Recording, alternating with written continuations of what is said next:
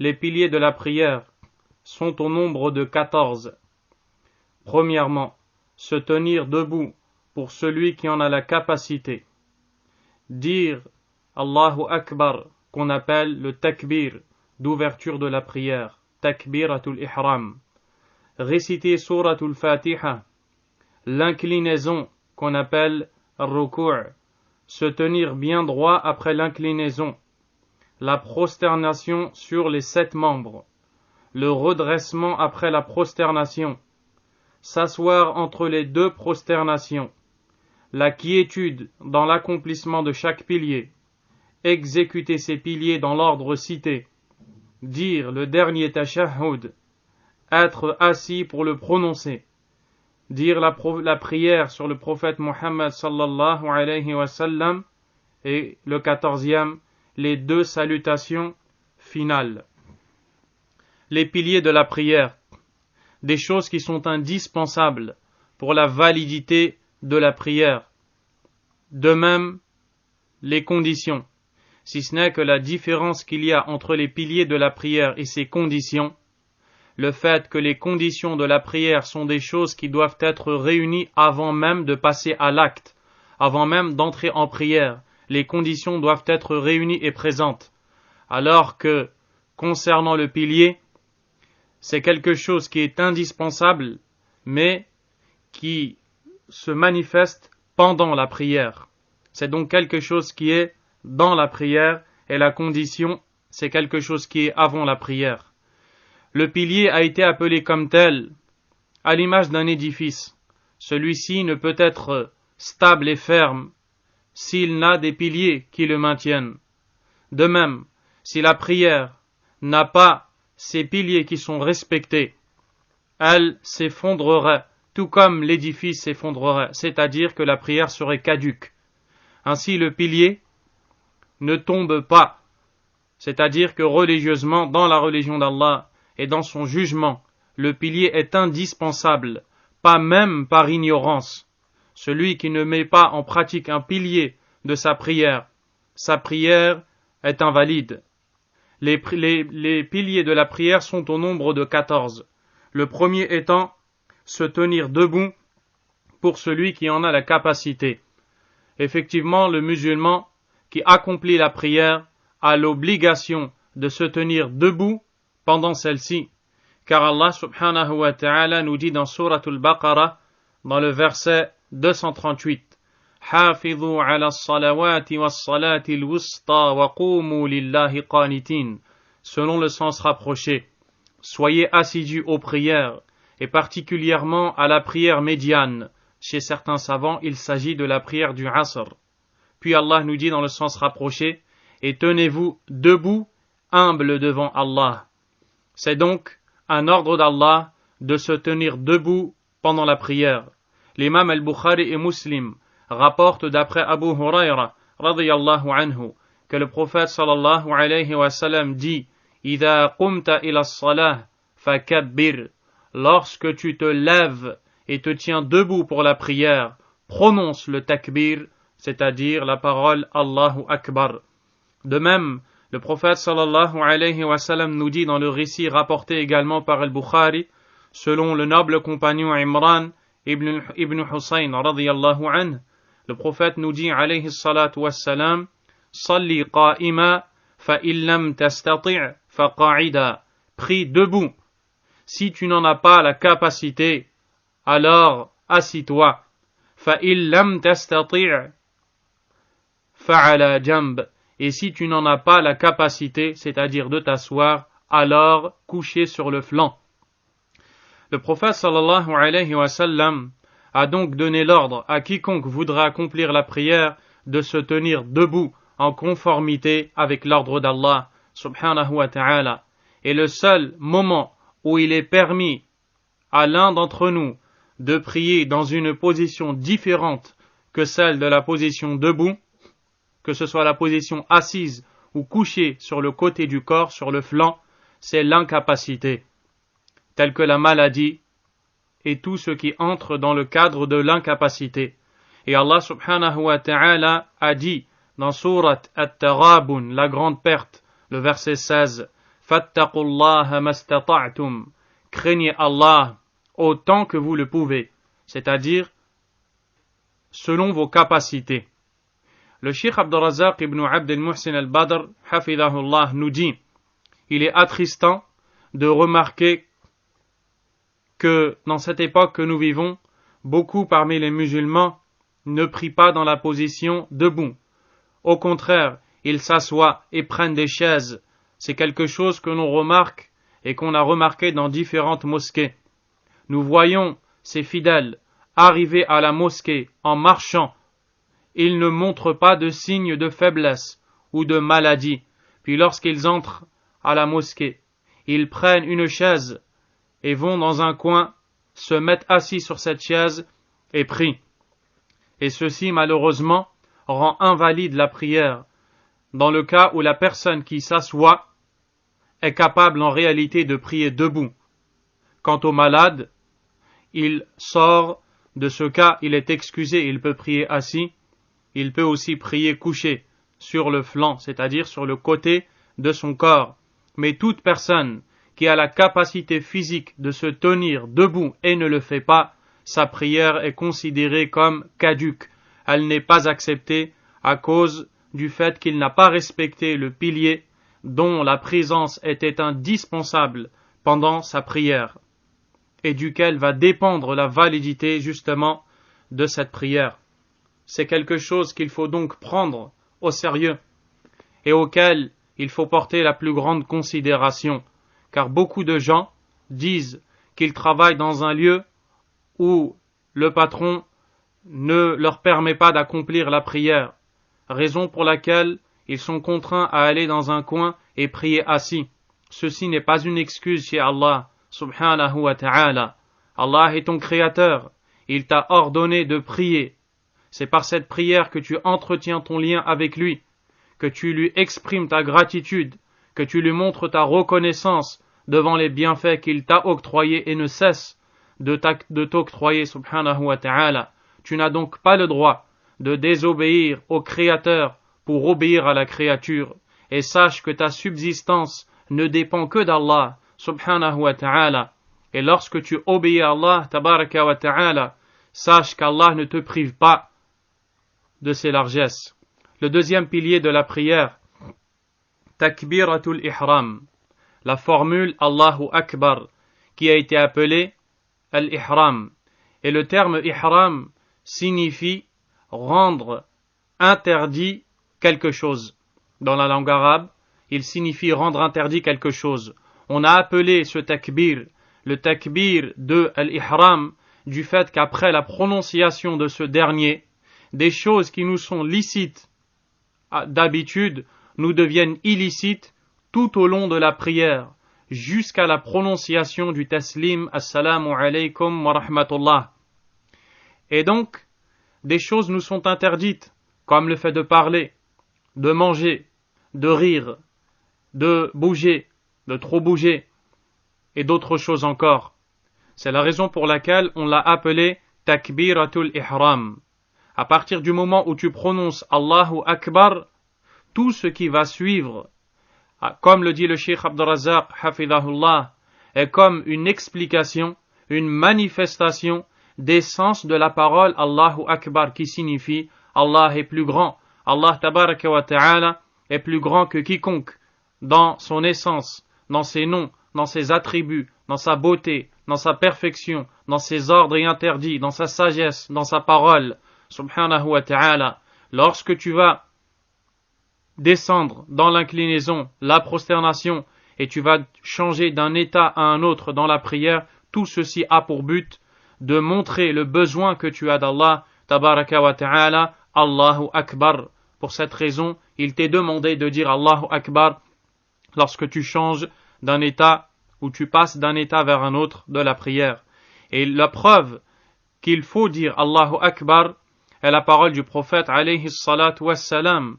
Idha qumta ila as-salati fakabbir. Lorsque tu te lèves pour la prière, prononce le takbir. Ainsi, quiconque voudrait dire une autre parole, une parole différente que la parole Allahu Akbar, comme Allahu A'zam, Allahu A'lam et d'autres, ceux-ci n'entraîne pas l'entrée dans la prière. Au contraire, il n'est pas considéré comme ayant prié, car ce terme est arrêté au texte. Il faut dire Allahu Akbar et rien d'autre. Troisième pilier de la prière, Qira'atul Fatiha, la récitation de Suratul Fatiha. C'est d'ailleurs pour cela que tout débutant doit en premier lieu apprendre du Coran la récitation de Suratul Fatiha, car elle est un pilier. Sa récitation est indispensable pour la prière. Dans le cas où l'un d'entre nous ne connaît pas cette sourate du fait qu'il est débutant, nouveau converti ou autre, alors il lui sera demandé dans sa prière, à la place de la récitation, de dire Subhanallah, walhamdulillah, wa la ilaha illallah, wallahu akbar. Mais cela ne veut pas dire que l'obligation de la récitation de la Fatiha tombe. Au contraire, il doit en même temps apprendre la Fatiha. Et au moment où il la connaîtra, il ne récitera rien d'autre que cela dans le début de sa prière. Suratul Fatiha, revenez au premier cours et vous écouterez, incha'Allah ta'ala, son explication, où Allah subhanahu wa ta'ala nous montre sa grandeur. Elle a été appelée Ummul Qur'an, la mère du Qur'an, car c'est la source de ce que l'on retrouve en détail dans le Qur'an. C'est-à-dire que dans cette sourate, le premier chapitre du Qur'an, nous voyons de façon globale, nous voyons en surface ce qui est venu en détail, point par point, dans l'ensemble du Qur'an, de Suratul Baqarah jusqu'à Suratul Nas. Le musulman doit apprendre la Fatiha, il doit en apprendre la récitation et l'essence. Allah subhanahu wa ta'ala a dit dans Surat Muhammad, le verset 24, Afala yatadabbarun al-Qur'an. Ne médite-t-il pas le Qur'an? Il ne suffit pas de réciter, et ne faut pas s'en contenter. Mais ce qu'il faut, c'est s'instruire dans sa religion, apprendre et comprendre le sens du livre d'Allah, subhanahu wa ta'ala.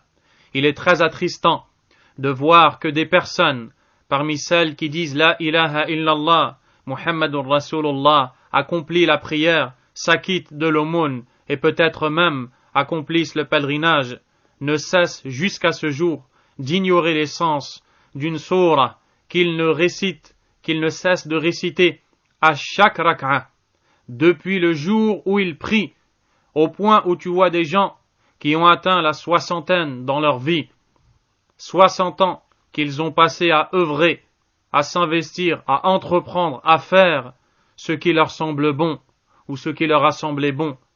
Mais jusqu'à nos jours, ils ne cessent d'ignorer le sens de la Suratul Fatiha, qu'ils ont peut-être récité dans leur vie des millions de fois. Allahu Akbar. Jusqu'à quand l'ignorance?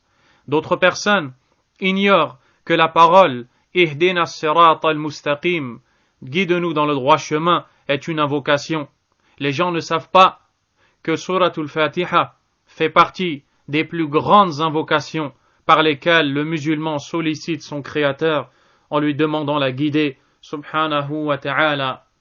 Le quatrième pilier de la prière, ar-ruku', c'est-à-dire l'inclinaison. L'inclinaison, le fait de se rabaisser et de laisser le dos droit, est une façon de vénérer Allah, de lui reconnaître sa grandeur, subhanahu wa ta'ala, et de témoigner de notre faiblesse et le besoin que nous avons de lui, subhanahu wa ta'ala. Dans Suratul Hajj, verset 77, Allah subhanahu wa ta'ala nous dit Ya ayyuhalladhina amanu rka'u wasjudu wa'budu rabbakum. Ô vous qui avez eu la foi, inclinez-vous, prosternez-vous et adorez votre Seigneur. Il nous dit aussi, subhanahu wa ta'ala, warka'u ma'ar raki'in, et inclinez-vous avec ceux qui s'inclinent, c'est-à-dire priez en groupe, priez avec ceux qui prient. Nous voyons donc l'ordre d'Allah, tabaraka wa ta'ala, de s'incliner. Et le prophète sallallahu alayhi wa sallam qui nous dit thumma rka' hatta tatma'inna raki'a, puis incline-toi jusqu'à trouver la quiétude dans ton inclinaison. Il ne suffit donc pas simplement de s'incliner, mais il faut aussi suivre ou avoir la quiétude. Pour cela, le 5e pilier de la prière, al-i'tidal ba'da ar-ruku', se tenir bien droit après l'inclinaison. Se tenir bien droit après l'inclinaison. Lorsque l'on se lève de l'inclinaison, il ne faut pas se précipiter dans la prière. C'est une adoration. Il faut lui donner son importance, lui porter la considération qu'Allah tabaraka wa ta'ala nous a ordonné d'avoir. Le prophète sallallahu alayhi wa sallam dit dans le récit rapporté par Al-Bukhari, thumma rfa' hatta ta'tadila qa'ima. Puis, lève-toi, c'est-à-dire lève-toi de l'inclinaison jusqu'à être stable dans ta position debout. Il est certes attristant, et c'est quelque chose que l'on voit, malheureusement, chez beaucoup de ceux qui prient, et cela depuis de longues années. Ils prient une prière qui est celle du voleur, wal'iyadhu billah. Et lorsque je dis voleur, nous nous basons, sur un récit du prophète sallallahu alayhi wa sallam, quand il blâma ceux qui ne donnent pas le droit à la prière et qui n'en respectent pas sa valeur. Le prophète sallallahu alayhi wa sallam a dit Aswa'un nasi sariqatan alladhi yasriqu min salatih.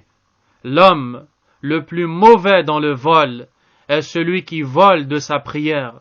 Pris par l'étonnement, les compagnons radiyallahu anhum lui dirent Ya Rasulallah, wa kayfa yasriqu min salatih. Ô messager d'Allah, comment peut-il voler de sa prière? قال لا يتم ركوعها ولا سجودها أو قال لا يقيم صلبه في الركوع والسجود. Allahu Akbar. Le prophète sallallahu alayhi wa sallam dit il n'accomplit pas parfaitement son inclinaison et sa prosternation, ou alors il ne se tient pas droit et correctement pendant l'inclinaison et la prosternation. Le prophète sallallahu alayhi wa sallam l'a donc dit, c'est une catégorie de vol, mais pas seulement une catégorie de vol, c'est la pire des catégories du vol. Qu'Allah subhanahu wa ta'ala nous en préserve. 6e pilier, as-sujudu ala al-a'da'i sab'a, la prosternation sur les 7 membres. La prosternation sur les 7 membres. Ceci car Allah subhanahu wa ta'ala dit Ya ayyuhalladhina amanu rka'u wasjudu wa'budu rabbakum waf'alu al-khayra la'allakum tuflihun. Le verset que vous venez d'entendre. Le sens rapproché, ô vous qui avez eu la foi, inclinez-vous, prosternez-vous et adorez votre Seigneur, faites le bien, ainsi atteindrez-vous le succès. Prosternez-vous, bien sûr, comme l'a fait le prophète sallallahu alayhi wa sallam. Et le prophète sallallahu alayhi wa sallam nous dit Umirtu an asjuda ala sab'ati a'zum. On m'a ordonné de me prosterner sur 7 membres. Il dit ala al-jabha, sur le front. Et lorsqu'il parla du front, il le montra avec sa main et également il montra le nez. Et ceci est considéré comme un membre, le front et le nez. Le front et le nez doivent toucher le sol pendant la prosternation. Et nous remarquons chez beaucoup de gens, chez bon nombre de ceux qui prient, que leur nez ne touche pas le sol. Et ceci est une erreur. Ceci est une erreur dans la prière. Le nez ainsi que le front doivent être au sol. Le prophète sallallahu alayhi wa sallam continue wal yadayn, les 2 mains, war rukbatayn, les 2 genoux, wa atrafil qadamayn, et l'extrémité des pieds, c'est-à-dire que les orteils doivent être au sol, si bien qu'il est même dit que les orteils doivent être en direction de la qibla.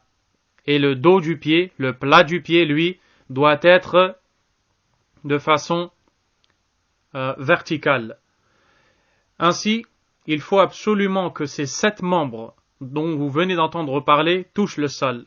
7e pilier de la prière, warraf'u minhu, se lever, c'est-à-dire se lever de la prosternation, se redresser après la prosternation.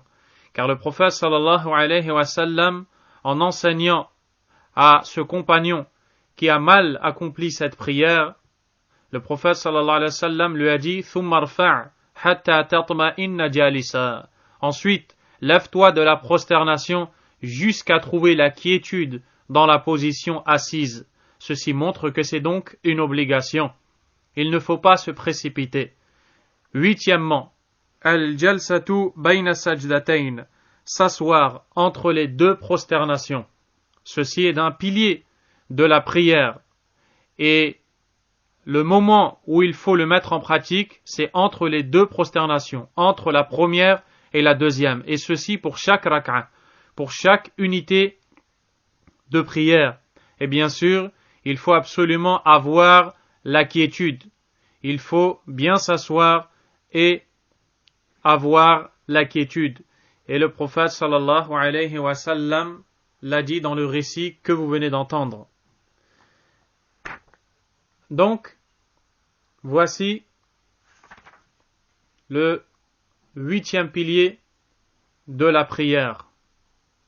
9e, وَالطُّمَأْنِينَةُ فِي جَمِيعِ الْأَفْعَالِ, c'est-à-dire la quiétude dans l'accomplissement de chaque pilier. Écoutez bien, la quiétude dans l'accomplissement de chaque pilier en soi est un pilier.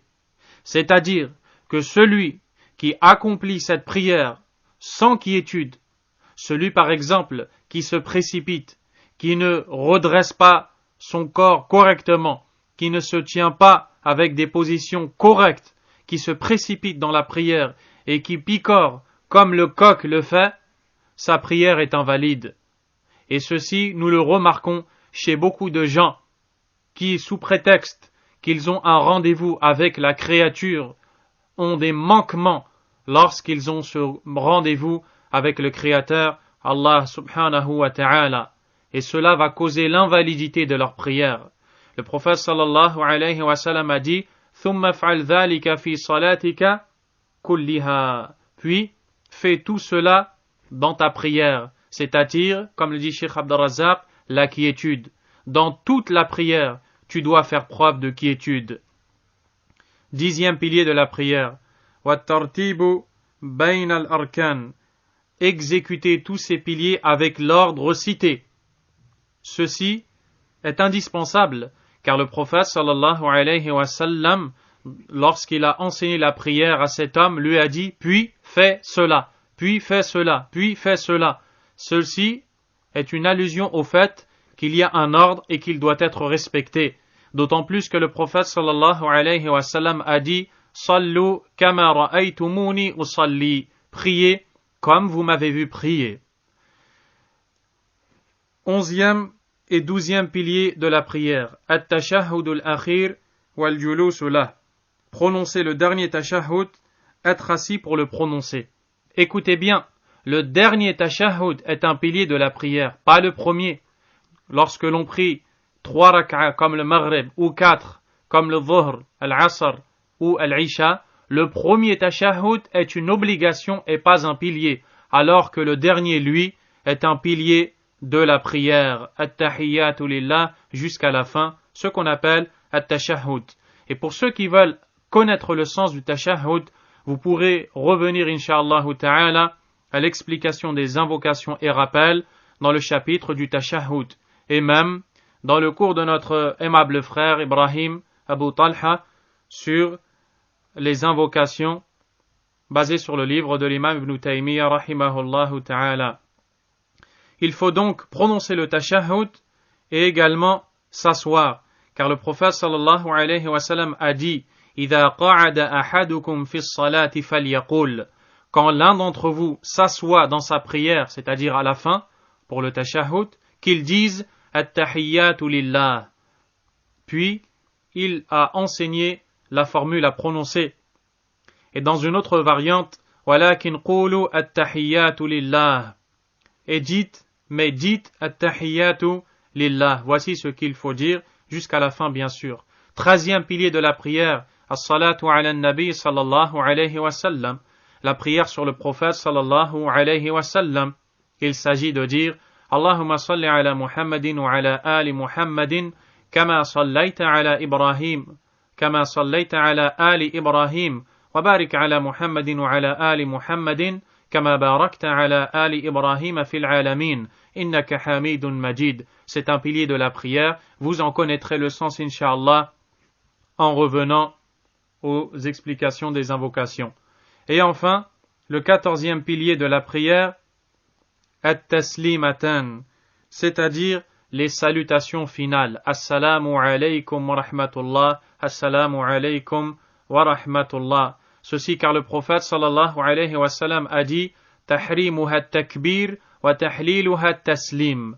L'ouverture de la prière se fait avec le takbir et sa clôture se fait avec la formule le taslim, assalamu alaykum wa rahmatullah. Et c'est ainsi que s'achève l'étude de la 7e leçon dans les 14 piliers de la prière. Révisez-les, assimilez-les et mettez-les en pratique. Et nous implorons Allah de nous accorder son aide. Wa sallallahu wa sallam wa baraka ala nabiyyina Muhammad wa ala alihi wa sahbihi ajma'in. Subhanakallahumma wa bihamdik. أشهد أن لا إله إلا أنت أستغفرك وأتوب إليك